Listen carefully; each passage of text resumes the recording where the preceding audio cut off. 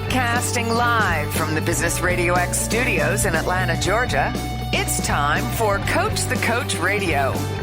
Brought to you by the Business RadioX Ambassador Program, the no-cost business development strategy for coaches who want to spend more time serving local business clients and less time selling them.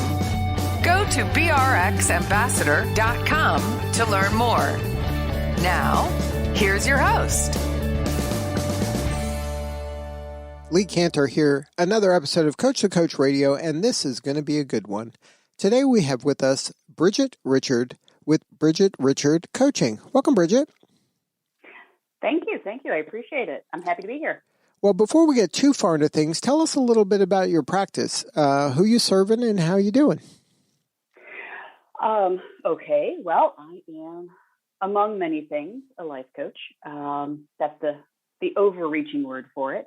I serve women of all ages and stages, but primarily women who are suffering from burnout, from just wearing too many hats, and are looking for a direction that is more fulfilling and meets all of their needs as well as the people around them. Now, how did you get into this line of work? Well, it started off, I'm actually a psychotherapist. I have worked in mental health for 20 years.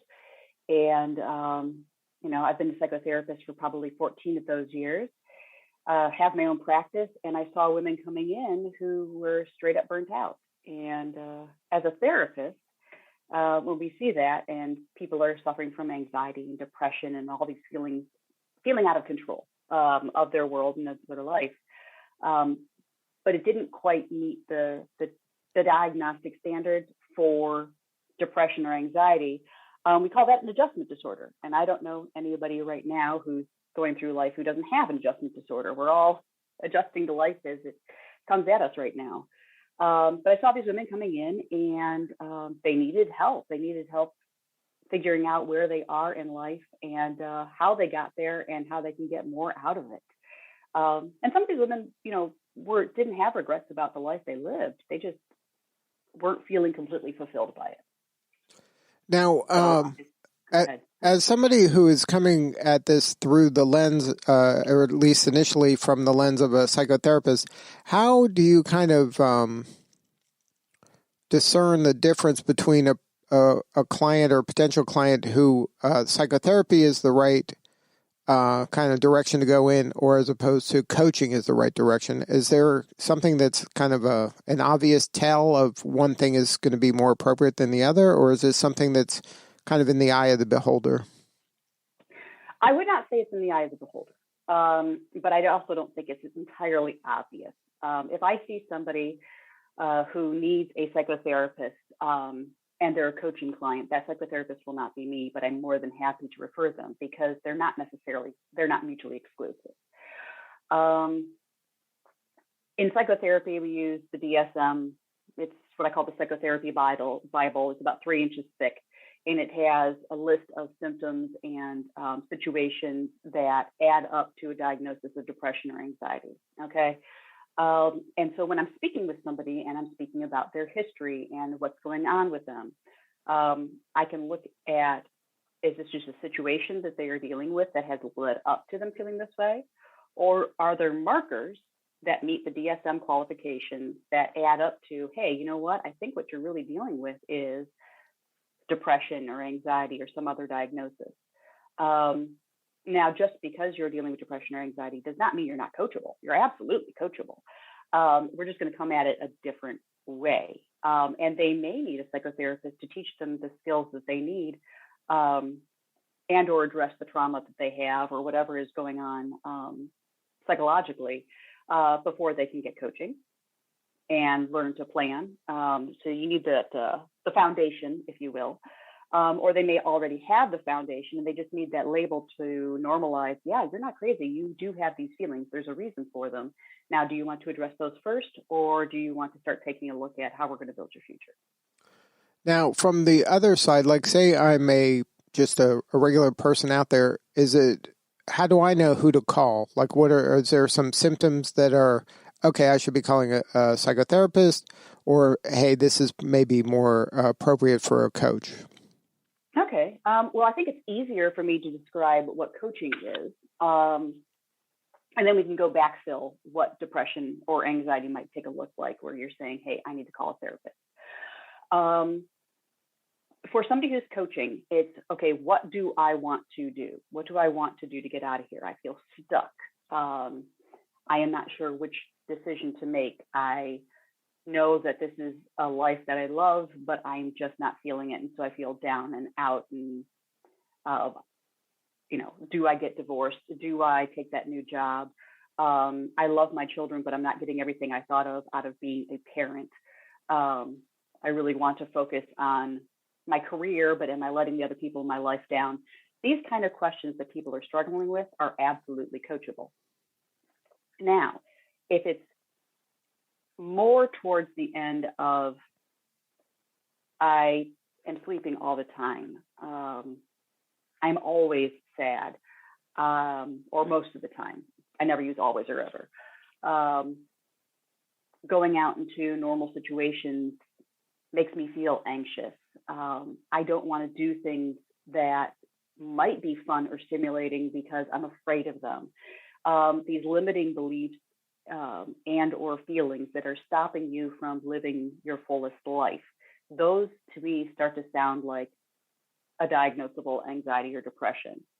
So I guess one is kind of where you're presently at, and is in the way of you having a future or being able to see your future, because these overwhelming feeling of depression, overwhelming feeling of anxiety are in the way.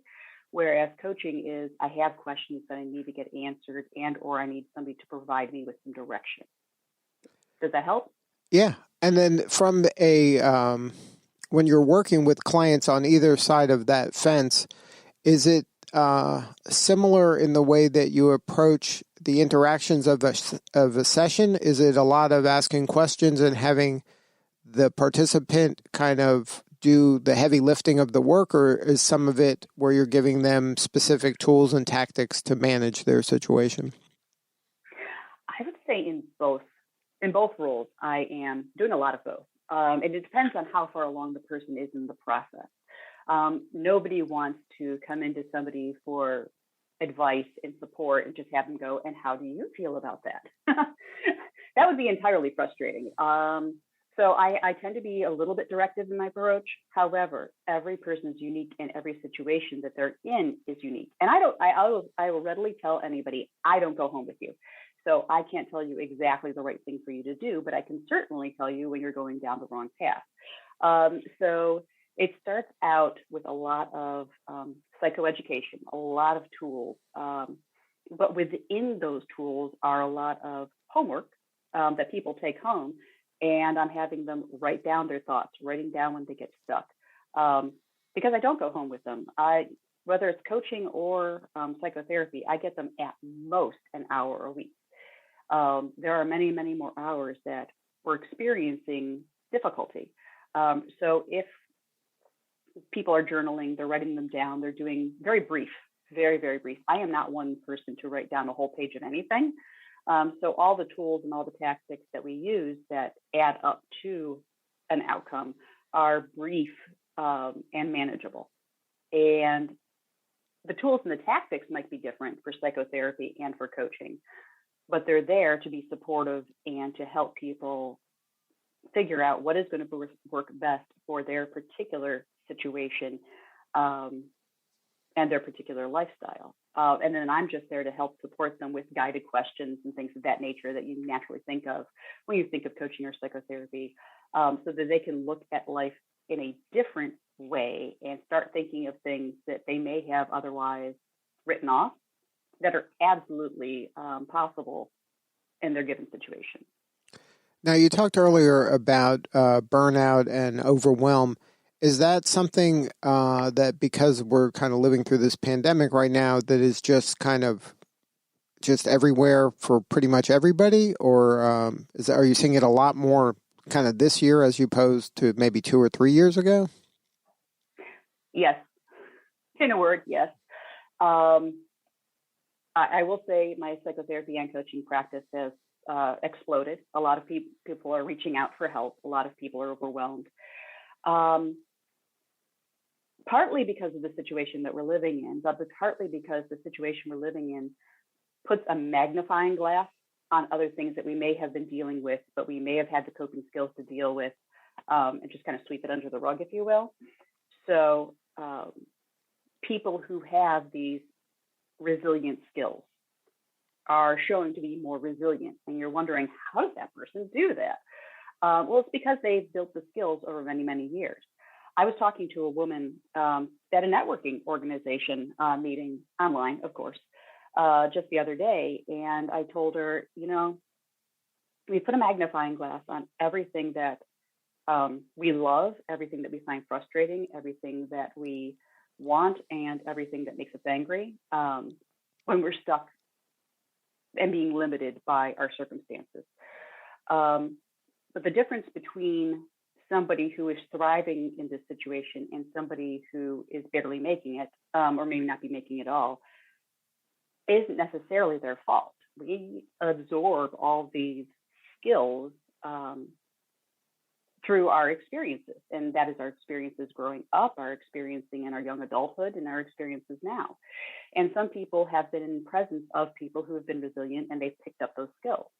But if they haven't picked up those skills, it's not too late. Those skills are absolutely teachable. And I think that's what I focus on in my coaching practice, is teaching people the skills they may have missed out on and now are finding themselves frustrated because they don't have. And so they're burnt out and they're overwhelmed and they're frustrated and they're angry and they don't know what to do with it because they haven't been taught. And so I teach them those skills and give them the foundation they need to be more resilient and to find ways to manage the stress and overwhelm in a more productive way. Do you find that people nowadays, especially the ones who are maybe more active on social media, are getting kind of messaging that other people have this figured out and I'm, barely staying afloat? And how come it seems like everywhere I turn, everybody is doing well and I'm not? Social media is a nightmare. And at this point, I won't say it's a necessary evil, but it is an ever-present one. It can do a couple of different things. I think the scenario that you're painting is absolutely true. Definitely, we put our best face forward and we put what we love about our lives on social media. So we're only seeing it through the lens of the person who is posting. And I think there's a ton of misinformation out there. And there's a ton of information out there about how to live your worst life, to be perfectly frank. So if we're not very careful, social media can be very distracting, and it can lead us to not leading our best lives, because instead of investing in ourselves and investing in our hopes and our dreams, we're reading, trying to find the answer in a platform where it's not regulated at all, and where you really cannot believe anything coming out because it's all, again, through that lens. I think when we start to focus on away from social media, away from any kind of media, whether that be television or radio or anything of that sort, and just use it for inspiration, and then say, okay, but what do I want to do with this? How does this fit into my life? What do I want to do to be the best person and the best version of myself? And who can help me get there? Then we start looking at things that are potentially helpful to ourselves. And I think people externalize, look outside of themselves for all this inspiration, when they really need to start looking within themselves and saying, but what do I want out of this? Because one person's paradise can be another person's nightmare. So we need to figure out what we want to get out of life. Now, any advice for the coaches out there or the people listening out there that would like to kind of take their practice or their business to the next level? Is there some low-hanging fruit that you've found that can help people kind of navigate through this burnout and overwhelm? Absolutely. I always say meet people where you're at, even if it's meet yourself where you're at, for that matter. looking at somebody else's end game is never helpful.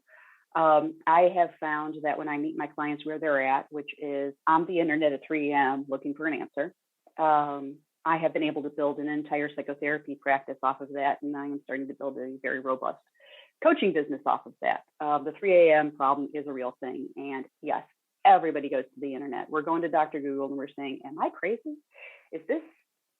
Do other people go through this? And if they do, what are they doing about it? So I have somewhere to start.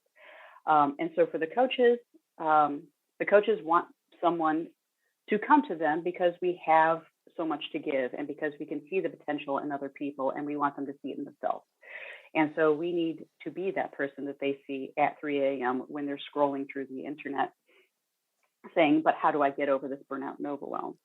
For the clients, we have to recognize where we're at and we need to start there. I really wish I could give credit to the person where I read this, and I cannot for the life of me place it. But somewhere out in the wonderful internet, there was a man who was saying, and I've heard this a couple of different times, so I'm guessing this is a theory that's out there, that if you want to start somewhere, start at the absolute smallest possible step you can towards progress.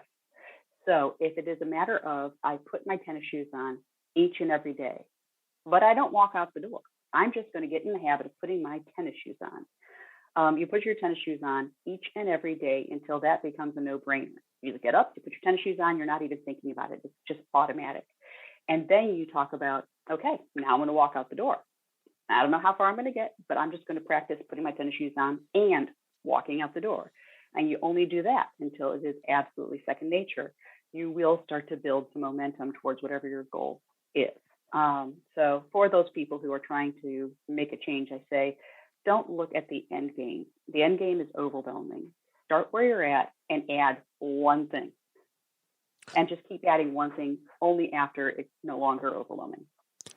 Now, what's it look like if somebody reaches out to you and says, you know what, I'm struggling. Can you share a little bit about what those first conversations look like? Is it, a Zoom call or is it via email? Like, what does kind of an engagement look like with you? Oh, that's the exciting part. I like that. Because I like people. I put the word social and social work, which is my original license, and the one I still practice under for psychotherapy.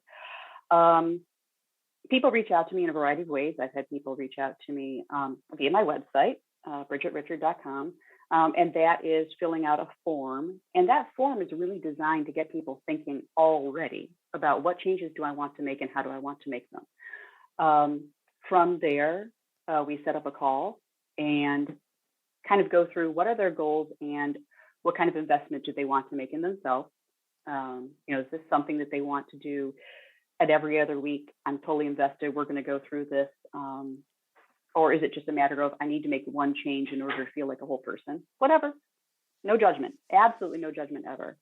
And then I have a series of outcome measures that I have people use to move past some of the, I'm trying to think of some of the resistance that we have when we're trying to answer questions that we're filtering because we want to give the right answer. And there is no right answer. So we use a few outcome measures and then we go through finally when we decide we're going to work with each other and we have these outcome measures. Okay, this is what this is going to look like. And we come up with a plan, a good solid plan for this person reaching their goals. And then the fun part is they get to start working towards reaching their goals. And I just kind of navigate. I'm in the passenger seat and I'm like, okay, so you made this decision. How did it work out for you? What were the barriers? What do you need to do differently next time? Have you thought about it this way? So they have a guide with them the whole way and they're never alone. And then is this something that is the commitment, I got to commit for a year? Is this something that you can triage something in 90 days? Like what is kind of how long is a typical engagement? I have a few different packages when it comes to the coaching thing. I am not a believer that anybody has to be in any one situation for the rest of their life. Once you're in, you're stuck. That's the antithesis of what I do. I want people to get the tools they need to feel confident to live life on their terms. I'm happy to be there with them whenever they need. And people sometimes will finish term and then come back a year, years later, and say, hey, there's something else I need to work on. And that is totally fine with me. So to answer your question, I have different levels of packages. One package is just 4 months, really simple. We meet every so often and I give feedback, and that's wonderful. So that's the lightest version of me working with somebody. I have a 6-month package and a 12-month intensive package. And it is up to the person who I'm working with as to what they're most comfortable with and what they want to get out of the relationship. But I will absolutely provide suggestions on what I think will work best based on what they're telling me. And then during kind of the first session, you can get a feel for what is, you'll recommend what you think is the most appropriate path, but obviously ultimately the person decides. Absolutely, yes. No, I'm more than happy to provide recommendations. After all, I've been working with people, helping them, set goals and make changes for over 20 years. So I have a really good feeling as to, you may want to get this done in the shortest period of time possible, but realistically, it may take 6 months to get this goal because I know how many steps you're going to have to go through. Now, if somebody wanted to learn more, have a more substantive conversation, you mentioned that website, but can you mention it one more time? Absolutely. It's Bridget Richard, myname.com. Well, thank you so much for sharing your story, Bridget. You're doing important work and we appreciate you. Thank you very much for having me. All right. This is Lee Cantor. We will see y'all next time on Coach the Coach Radio.